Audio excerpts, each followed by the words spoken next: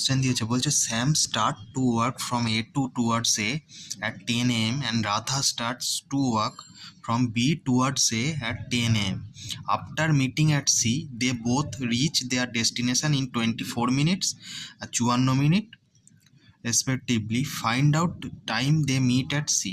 মানে same A থেকে B এর দিকে গেল 10টার সময়, হাঁটা শুরু করলো। রাধা বি থেকে এতে দিকে হাঁটা শুরু করলো 10টার সময়তে, দিয়ে তারা একটা জায়গায় মিট করলো, সেটা হচ্ছে সি পয়েন্ট।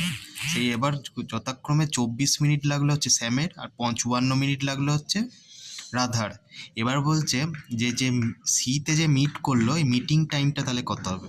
মিটিং টাইম বার করতে গেলে কি করবে, যে 24 মিনিট দিয়েছে আর 54 মিনিট, এই দুটো গুণ করে স্কোয়ার রুট বার করবে। তাহলে মিটিং টাইম হবে স্কোয়ার রুট আন্ডার 24 ইন্টু 54।